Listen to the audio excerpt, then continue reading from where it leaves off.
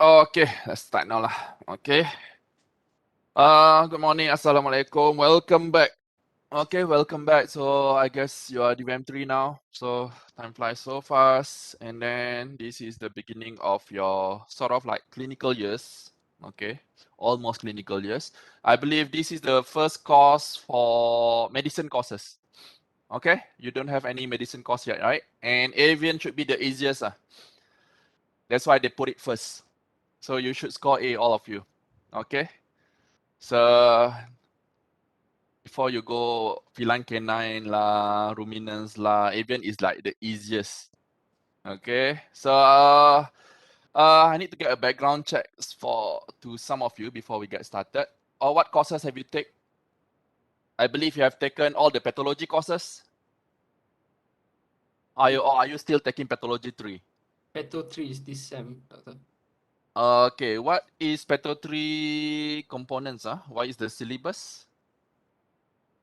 What system you haven't covered yet? Petro 1 and Petro 3 should have covered a lot of system already. So Petro 3 should cover only like some of the system. So I believe all of you should be good in your pathology. Okay, because for avian, especially for poultry diseases, it's basically pathology. It's basically another extension of pathology course. Because for poultry disease, one of the biggest diagnostic methods of the poultry is through doing postmortems. Okay, I will show you a lot of like lesions. Okay, it's not like cat and dogs. We individually do check one by one and whatnot. For me, I go to farm and just kill one or two birds. Okay, or I just take the dead birds and then see what's inside. So that's how poultry is. But some part of the course at the end of the semester, we'll be with Prof. Jaila. This is more on pet birds, and then that one is more of like small animals lah. Okay, I'll go through, and then I believe you have taken all the bacteriology, parasitology, virology, all the preclinical stuff. Okay, and CP. Have you taken CP? CP is this semester, right? Clinical pathology. So it's concurrent. So it's okay. Not much of CP stuff. But immunology, have you taken immunology? Oh, great. Then we are done. Actually, we are almost over for avian medicine courses. You have taken everything is already included in all other courses actually. Okay, so this is our last class for the semester. Okay, no, okay. Okay, let's get started. Share screen. I have two screen one or screen two.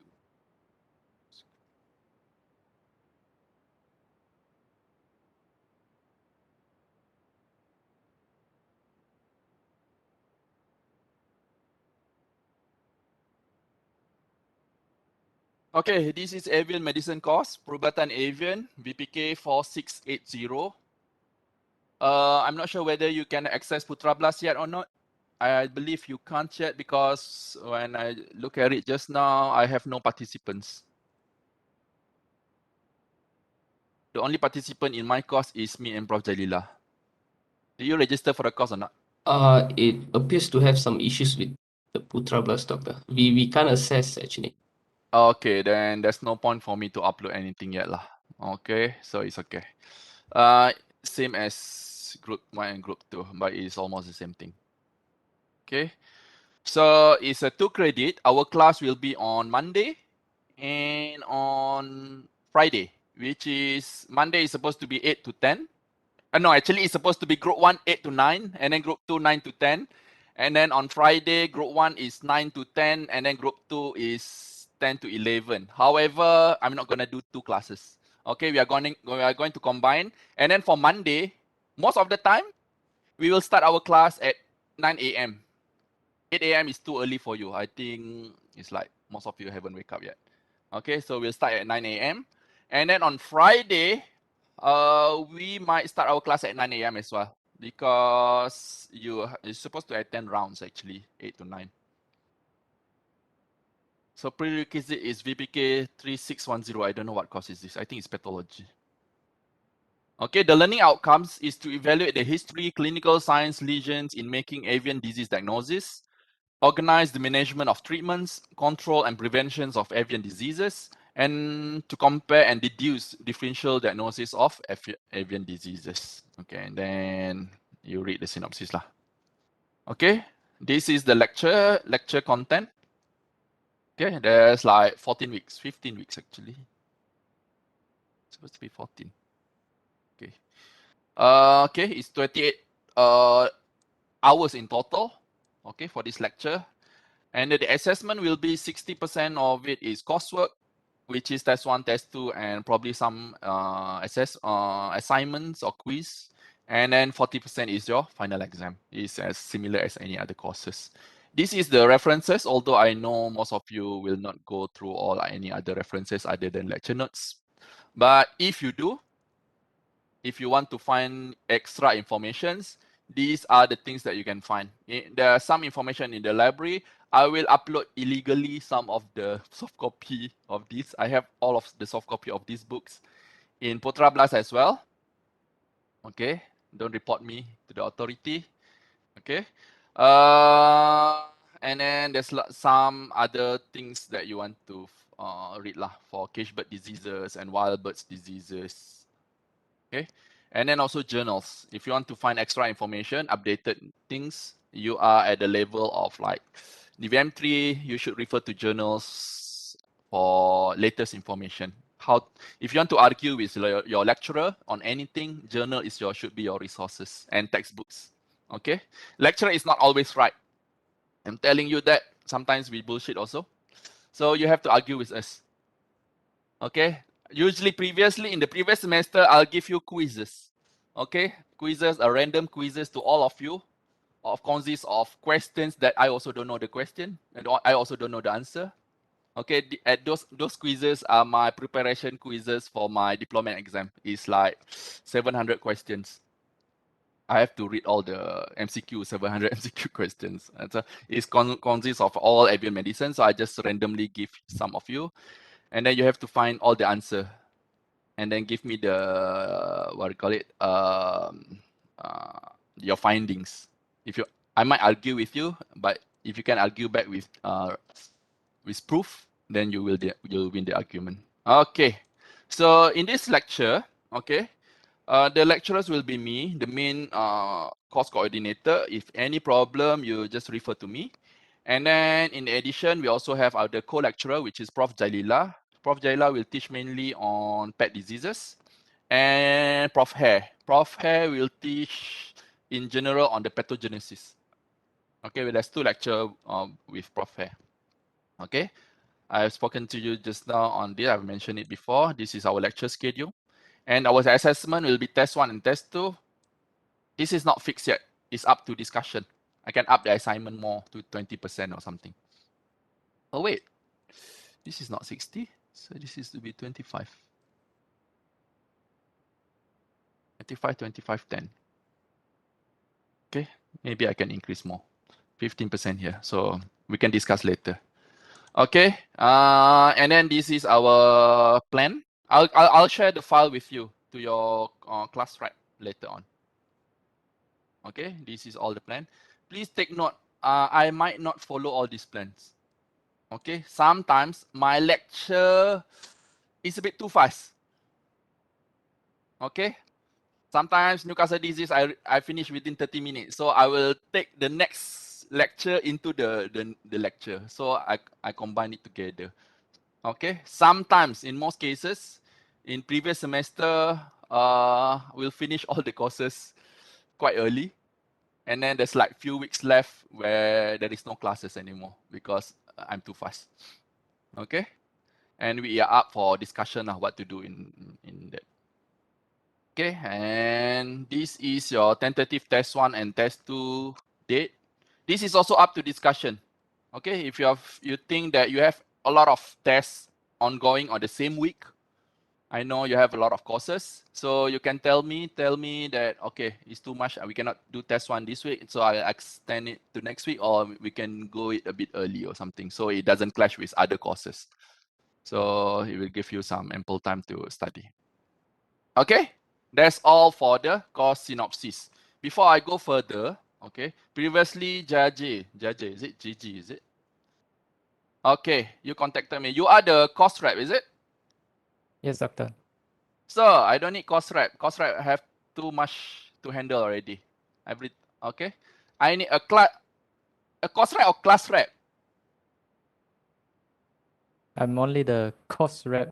Oh, course rep means you're for AVIAN medicine lah. Yes. Okay, then that's correct. I thought he's the class rep. Okay, course rep, then you are the one. Okay, everything I contact JJ lah. I thought he said he's the class rep.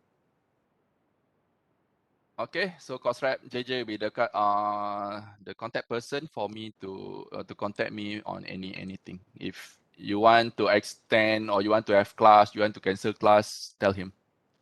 Okay, any other question before we proceed? Before we proceed, is our first lecture. Nothing? Okay. Wait, I shared the wrong screen. Sorry. Because I'm using 3 screens, so stop sharing. Share screen 2.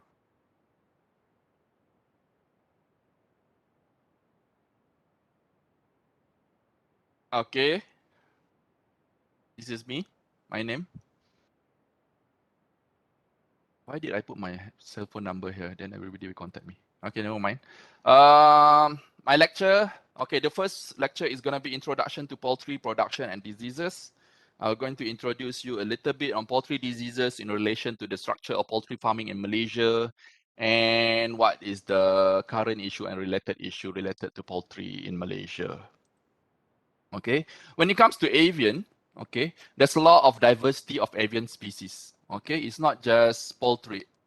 Sorry, it's not just poultry. We have a lot of we have birds, pet birds, wild birds, and then it consists of like the smallest birds from the hummingbirds to the biggest bird, ostriches. Veterinary involvement in agriculture is quite huge. Okay, it's one of the biggest industry in the world when it comes to livestock industry. Even in Malaysia, second to small animal. Okay, a lot of like vets involved in poultry medicine.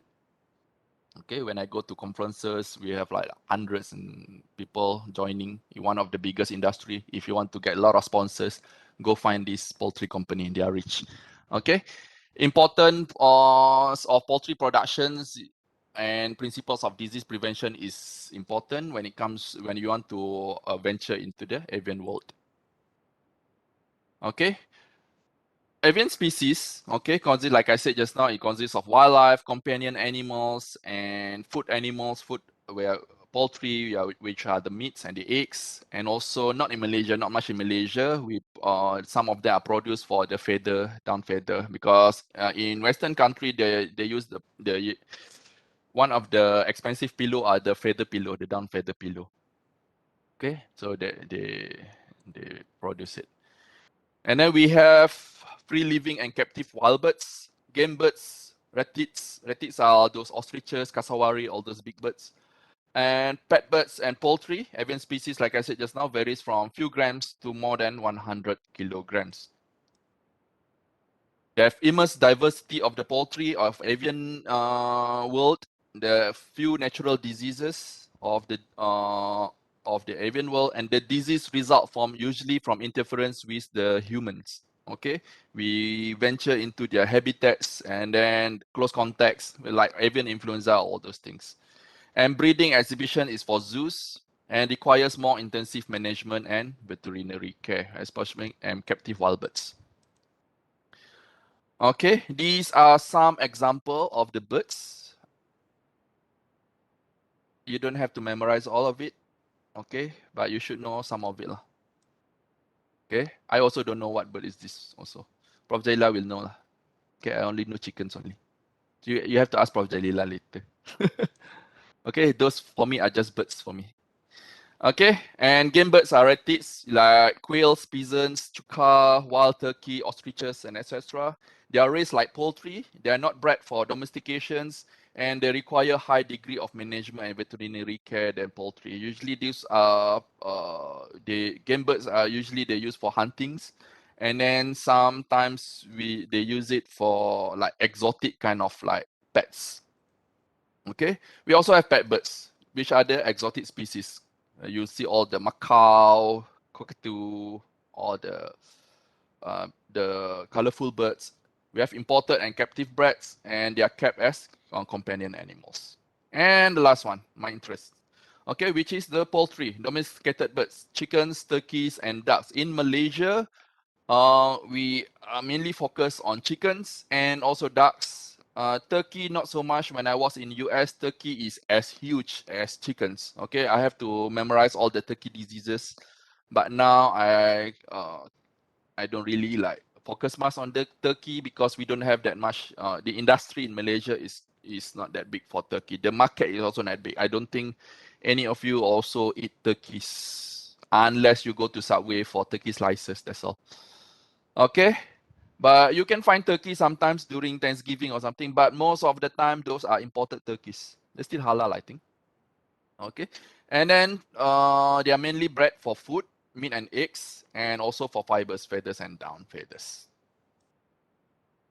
The poultry worldwide is an important source of high quality protein for people in countries throughout the world. Okay, this is number one protein source when it comes to protein. It's cheap and easy. If especially for broilers, you only breed it for like 1 month. The cycle is fast. Okay, we have backyard plots. We have big corporations, companies, fully integrated companies providing this protein source worldwide. And it's a really important, protein source because it have few limitations compared to a lot of other livestock. Okay, I'm talking what kind of limitation I mean is like they don't have like cultural limitations, religious limitations, kind of thing. Okay, for example, like pork. Okay, it's only limited for non-Muslims. And then when it comes to beef, okay, a lot of Indians cannot consume it. Okay, and then however in poultry is like almost everybody eat it. Okay, when was the last time you eat chickens? Most likely yesterday or maybe this morning. Or eggs products. Okay, it's like it's the easiest protein. If you are a bodybuilder or something, eggs would be the easiest protein source, especially. You can ask Boyet lah. Okay. And then for poultry industry in Malaysia, we do have a lot of like system from free range, semi-intensive, and intensive farming. Free range usually are limited to backyard chickens. Okay, backyard chickens, small holders, small farmers, they have probably 1,000, 2,000 maximum. It's like 10,000 chickens for free range. Okay, and then also semi-intensive, also like backyard holders. Also, they have houses, and then during the day they leave it out. And then most of the chickens in Malaysia, poultry industry in Malaysia, is intensive farming. All the broilers and the layers and the breeders are kept in the house all the time. May I know how many of you have been to poultry LI yet? How many of you have finished your poultry LI or already spent some time to do your poultry LI? Quite a number. Let me see. Wait, susahnya kalau share screen macam ni, I don't see participants. Ramai dah kan? Okay, where did you go? Anybody can tell me? Where did you spend your LI?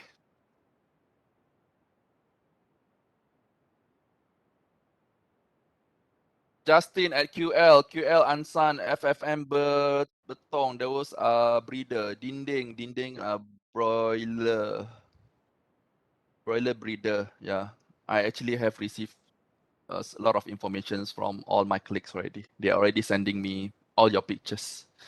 From QL, from FFM, from Dinding, all the vets already reported to me. Okay, so please jangan buat hal kat tempat orang. Nanti dia semua report kat saya. Okay. I believe you have gained a lot of information. The most important thing when you go to all these places is for you to learn about the productions. I will not teach you much on productions. I mainly focus on diseases. Please, those who haven't go to poultry farms, learn a lot on production. How they manage the lighting system, how they feed the animal, how they feed the animal. If you are lucky enough, you go to broiler, if they get started from DOC until the harvesting period, how they manage the temperature inside the house. If they give vaccination, how they like sort of like mix the vaccine. If they give antibiotics, what's the calculation, all those things. How do they manage the uniformity of the animals if they have any issue. If you are very lucky and there's vets, I know it's not lucky for the farm. If you're very lucky, there's an outbreak at the farm, that will be very good. Okay, it's not lucky for the farm, they don't want it, but it's good for the students to learn. Wait, sorry, I cannot read chats. I have to change into my second screen. QL teach us how to sweep floor. Great. Okay, I know some of you have been to all the poultry farms, and then you are doing the labor work. The thing is, it's quite unlucky for you if you go now. Poultry industry is under crisis. Okay, because of the pandemic and the border is closing, they really have limited workers. Some of the workers quit, and then they cannot replace it because they cannot bring foreign workers into Malaysia at the moment. This happen in all industries. Even like a lot of fresh graduates just recently graduated complaining to me. Okay, I go there as a vet, but I have to do all the labor work. Okay, angkat telur lah, apalah semua tu, all the labor work is supposed to be all the workers lah doing it. Okay, tapi diorang kena buat. So you have to bear for a while. The border is opening very soon. We are going into the endemic phase very soon. And then one of the thing is, if you go to these farms, what you have to do is ask the vets or anything, what can you learn today? Okay, instead of what can you do today. If you say what you do today, okay, go lah, sweep floor as a thing. They will just want you to do something so that you don't feel boring or something. But if you say what can you learn today, so they feel obligated to teach you something. Okay, something useful. Okay, FFM is quite good. There's Dr. Chua and our recent grad, Dr. Ajis, is there. Hopefully he teach you something useful. Someone give you 1K. Which farm is that? I learned how to snap neck, which is good. That is a good practice. Learn how to dislocate a chicken. Because a lot of students don't know how to dislocate chicken. When they dislocate, they not just dislocate the chicken, they like pull off the whole head. Okay, it's quite a horror movie there. For 3 hours straight. Okay.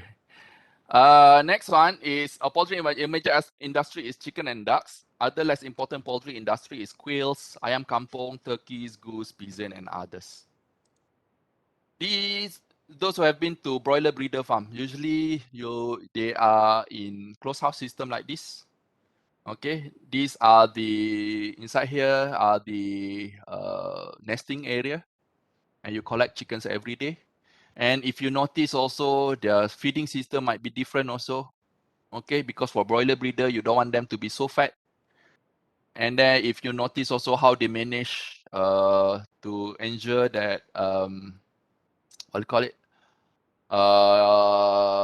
The male and the female, the feeding, so the male don't bloat all the foods. Okay, you see the sizes of the feeder. And a lot of things, all the management stuff that you can learn at the broiler breeder farm. And their vaccination is almost like every week. Okay, this is broiler farm.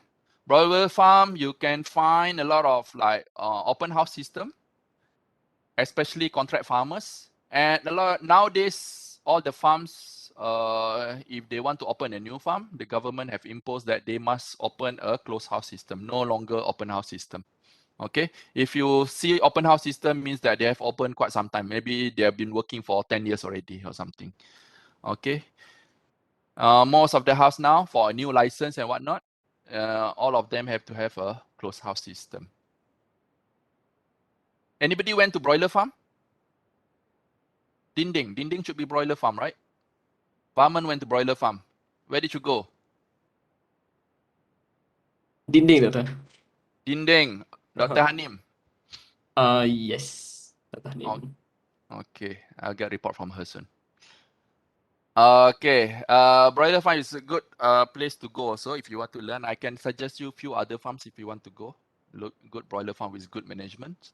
So in Malaysia, the broiler live up to around 30 to 40 days in comparison to US. US usually they keep bigger birds up to 2 months. If you go to KFC US, all the chickens is quite big. Okay, in Malaysia, the chicken is smaller. Dinding is the provider for KFC. Yeah? Okay, so the range is around 1.8 to 2 kilogram. They have to have a uniformity.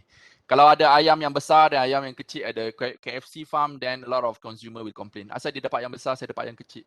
So they standardize the thing. And then one more thing I want to ask you: are you familiar with contract farming? Anybody have heard of contract farm? Can anybody tell me the concept of contract farm? Anybody? Most farms in Malaysia are contract farmers, broiler farm. Have you heard of this in production courses or anything? Nobody? I asked last year in the first test. Describe the concept of contract farming.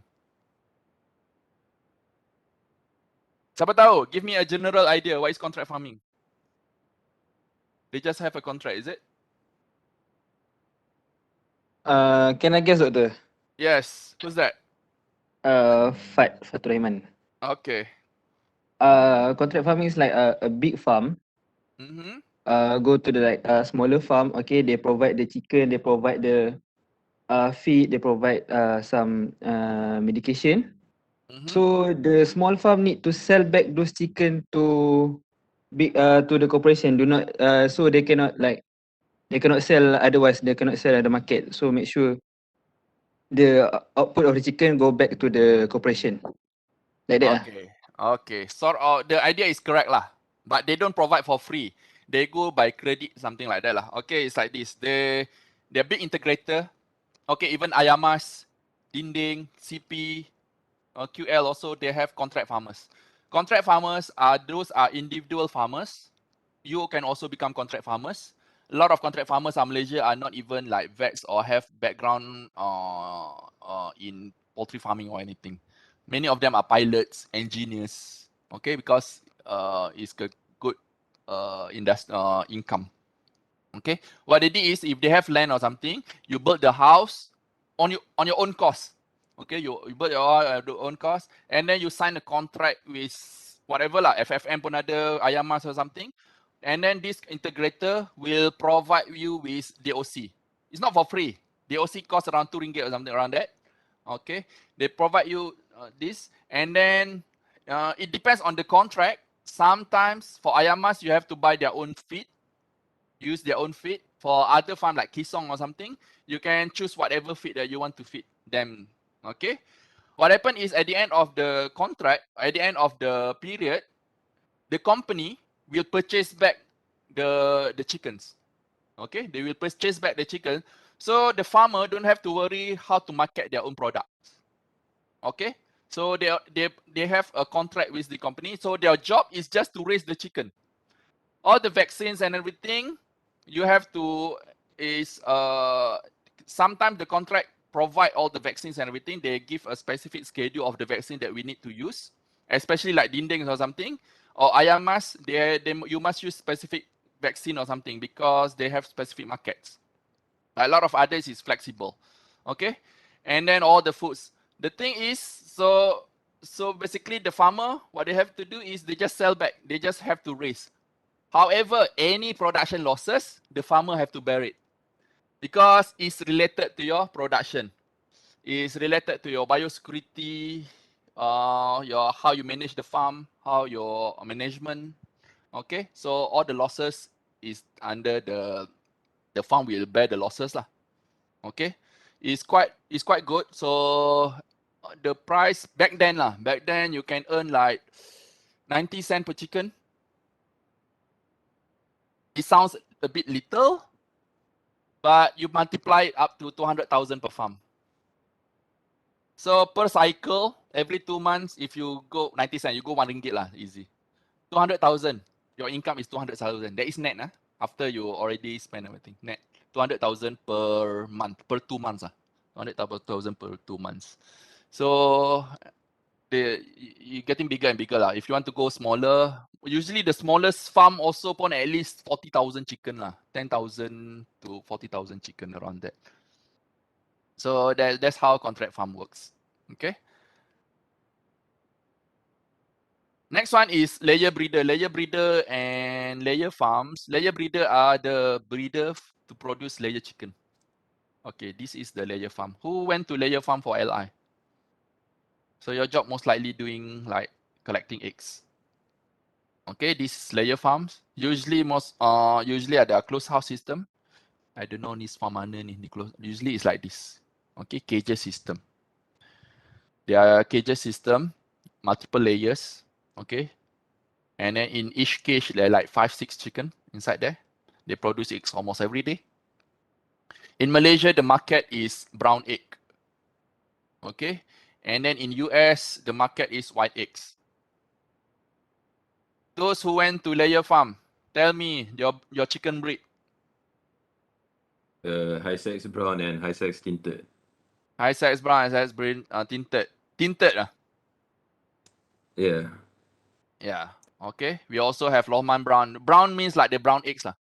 Okay. We also have white, high size white or something. They produce white eggs. Okay. The quality of egg is the same. Brown eggs or white eggs. It's just the difference in preference of the country. Okay. We also have duck farms.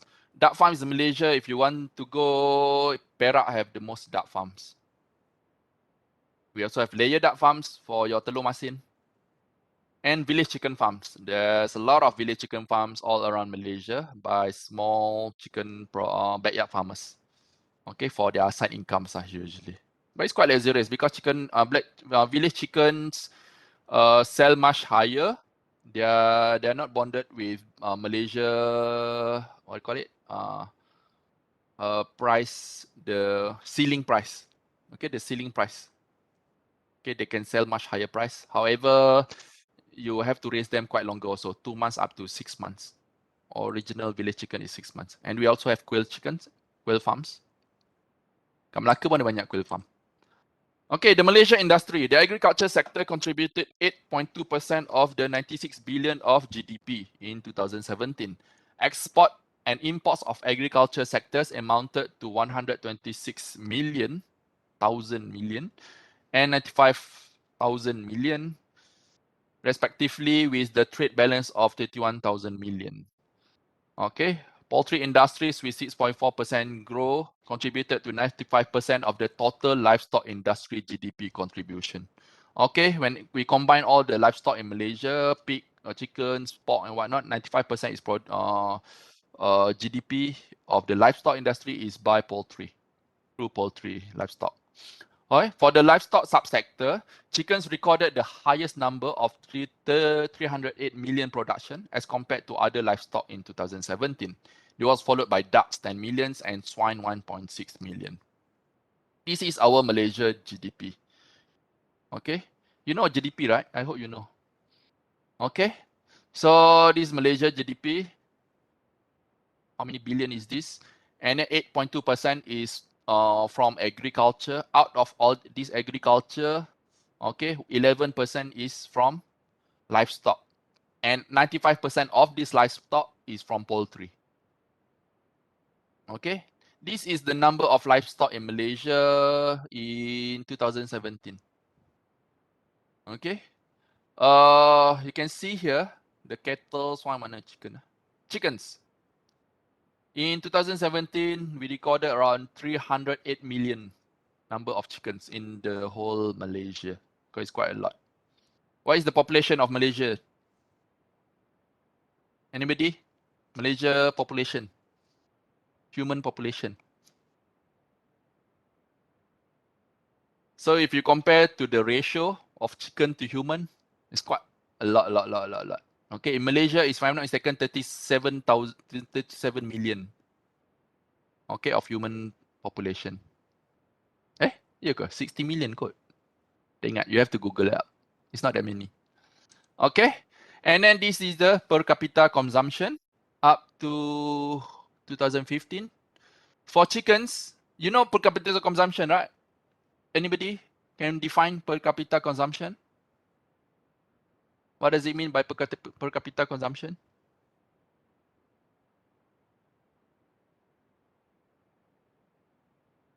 This is how it's always online teaching. I ask question and I answer myself. Kalau kat depan, kalau dalam kelas saya tunjuk je orang. Okay, per capita consumption is how much we consume for each individual citizen in Malaysia. The average lah. So in average, every year, you consume 51 kilogram of chickens for each of you. And then eggs, 373 eggs per year. So in average, all of us consume 1 egg every day. Okay, or more. Okay, this is per capita consumption in 2018. For poultry, it's 52 kilograms per year. And then for chickens, is about 22 chicken ducks per duck eggs million. Ni per capita consumption. Berapa sikit ni? 22.2 kilogram. Oh, it goes by kilo. Okay, and then because it goes by kilo, then you don't know how the amount of eggs. Okay, so 22.2 kilogram of chicken or duck eggs per year. And then this is per capita consumption in 2020. You notice that the amount is less, 47.4. Why do you think so? And chicken is 20.4 kilogram, 20.7 in comparison with 2018. Any idea? Anybody? Critical thinking? What happened in 2020? Harga ayam naik, Doktor. The increased price. The increased price, ya ke? What happened in 2020? It's still happening now. COVID. Yes, COVID. When COVID happened, that's how it really impact the poultry industry actually in Malaysia. Okay, first of all, betul, miskin. Orang jadi miskin. One of them is orang jadi miskin.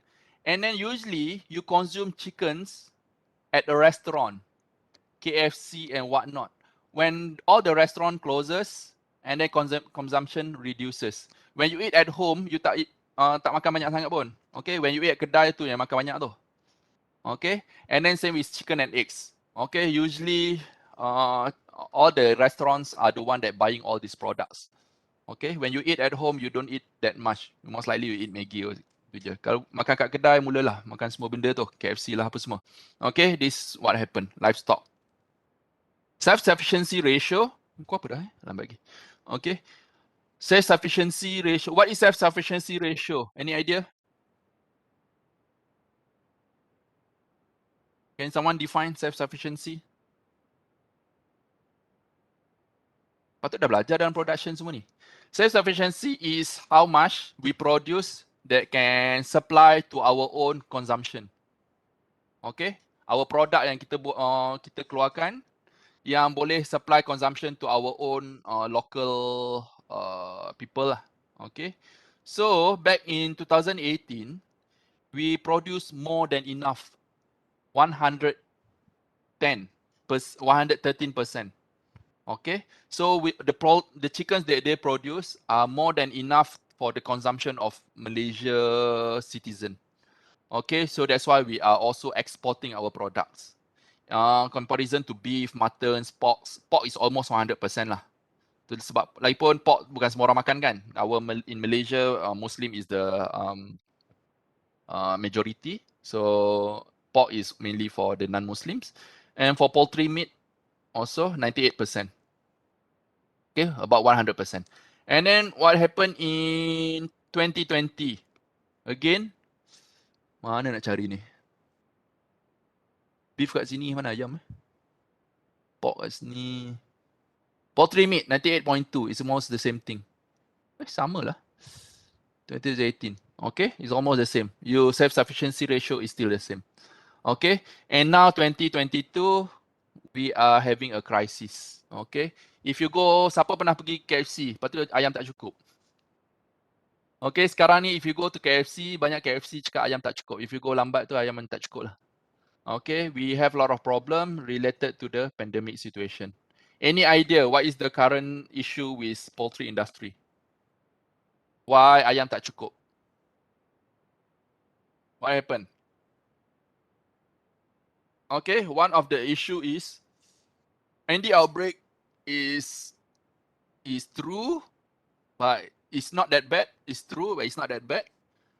But feed, yes, feed is the main issue. In Malaysia, we produce our own feed, but the raw materials is all imported. Dia corn tu kita tak buat kat Malaysia. Corn tak cukup kat Malaysia untuk supply untuk ni. Diorang makan memang berkilo-kilo sehari, bertan-tan. Okay, so we import all the corns from outside. And then due to the pandemic, the corn industry goes down also.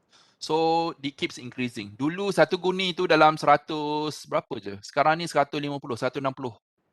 Lebih lah, satu berapa entah itu. Okay, kalau beli kat kedai, kalau farm punya level 120 lebih kot. It's very high lah.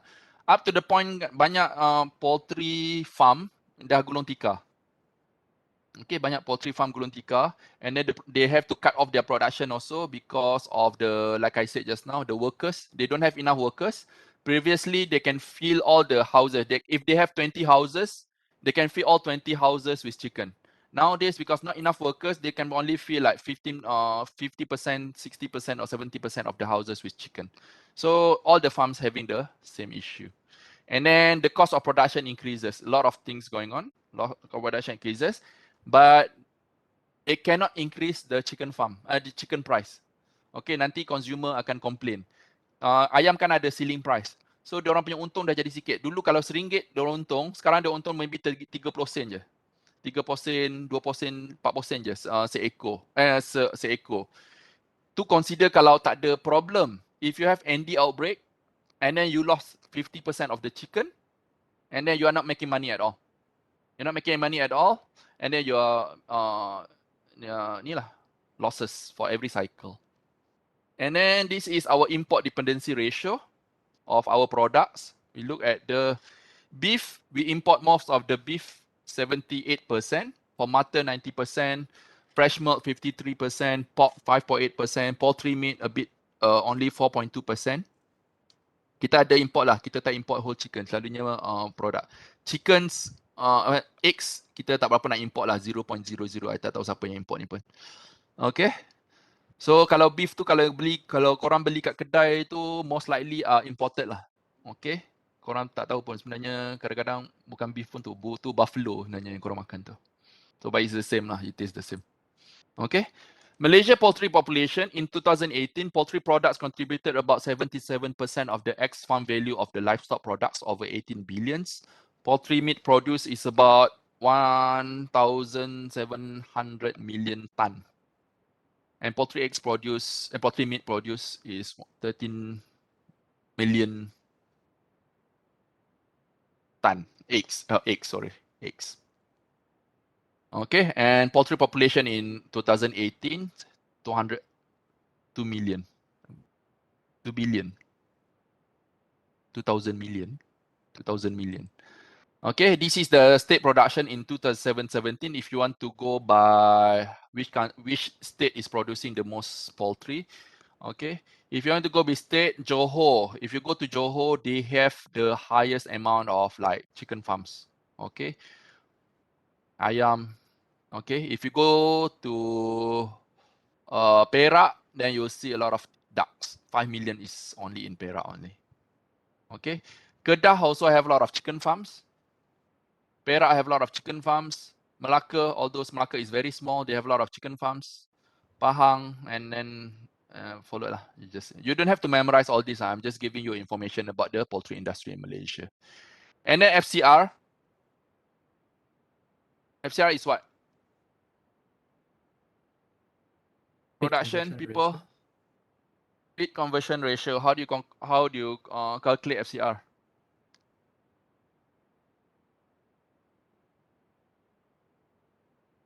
Anybody?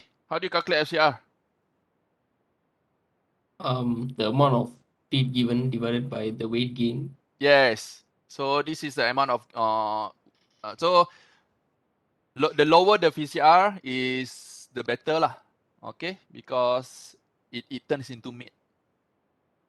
Okay, back then in 1965, the FCR is 3.5. And then you can see the trend is the FCR is going better and better. Now, if you have a good management, you can reach 1.3, 1.4 FCR. And there's no way you can gain one lah. Kalau FCR 1 tu maksudnya dia makan tak berak. Terus jadi daging. Ayam tu memang tak berak-berak pun. Okay. So, if you go to normal farms right now, it's about 1.5, 1.6 lah. Open house system also. A farm with bad management can reach up to 2. So they have to consume double the amount of feed to gain the thing. Why do you think this happened actually? Why do you think the FCR is getting better over time?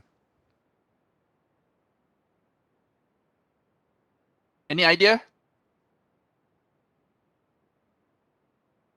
Okay, the FCR is getting better is because of better management over time, and then better vaccination program over time, and then best of all is the better genetic selection. Okay, better genetic selection. So over time, we get the best genetic. Okay, over time we get the best genetic to become the grandparent stock. Okay, and then become your broiler right now lah. Okay, and then some of you may have this myth. Orang duk kata macam tu, ni inject hormon ni. Okay, inject hormon. Hormon is never it's a myth lah. It's a myth. Nobody inject hormone in chicken. Do you think hormone is cheap ah? Orang nak pergi Thailand inject hormon pun ribu-ribu. Okay, untuk jadi muda. Ini kan nak inject kat ayam. Ayam pula dalam satu farm tu 200,000. Sakit tangan nak inject. Okay, we do not have, this is all myth lah actually. Inject hormone is, the myth is not happening in Malaysia. It's happening in all over the world. That is one of my diploma exam question, essay. Okay, you overheard, the question is something like, you overheard someone was talking at the counter about hormone injection in chickens. How are you going to explain to them? So this is a communication skill essay. How do you explain to them in a proper way about the myth and everything? So you have to give them facts. Okay, you have to give them facts. You have to agree that the myth is going on, because actually the myth is going on because of the poultry poultry company is doing the myth also. One of the marketing strategy of the poultry, some of the poultry products, they put in the label no hormone injection. Although all the farms no hormone injection, but they purposely put the no hormone injection on their products just to have an added value, so people buy their products. Although actually all the chickens do not have hormone, so it's also a problem with the poultry also. If the company also lah, it's a marketing strategy. They downgrade other people. Okay. So a lot of factors for rapid growth of poultry industry in Malaysia. Number one is introduction of vaccines, establishment of commercial feed mills in Malaysia, importation of breeds from a lot of countries, rapid growth of pharmaceutical companies, new drugs, feed additive, coccidiostat, anti-stress and everything. We have a lot of big multinational pharmaceutical companies industry in Malaysia. If you work with them, you gain a lot of money. Provision of technical services, new marketing system, integrated and contract farming, where they don't have to take care of their own farm. Someone else will take care of their farm. You just give a contract to people that have their own land or something. Establishment of own processing plants. There's a lot of processing plants in Malaysia. And there's also impact of government policies like a tariff of imported poultry meats and eggs. We do not really allow chicken parts being imported, but this may change due to the pandemic. You have seen in the newspaper that we are importing a lot of chickens from Thailand very soon. Okay, and other countries. Importation of fertile eggs is subject to DVS approval, and we encourage the exportation of our products. And these are the important poultry diseases in Malaysia. You don't have to memorize this because we will go through throughout the semester. Newcastle disease, infectious bronchitis, bursal disease, influenza, encephalomyelitis, Marek disease, fall cholera, and all these things. You don't have to memorize this for the time being. Okay, that's all for today. Just introduction. Any question? Sorry, I'm not reading chats. Stop sharing. Okay, any question? We're almost done with the class. Do you have class after this? What class do you have after me, usually? Itu, Doctor. Oh, Peto. Okay, so I have to remind myself not to extend my time next time. Okay, I think that's all. Any other question? If you want to ask anything or you want to share your experience at LI or you want to complain, so I can complain back to the company. Anything? Anything happened to you during LI or something? Are they treating you well? I hope if you go to LI, try to find places that have vets there. Then you will learn a lot more lah. Because the vets will accompany you, do postmortem with you, show you how to do vaccination and whatnot. Or else you do all the labor works most of the time. Okay? If there is none, I think that's all for today. Welcome back. Okay, it's a new beginning, new semester. You're already third year, second semester. Okay, good luck for the rest of the semester. Thank you, guys.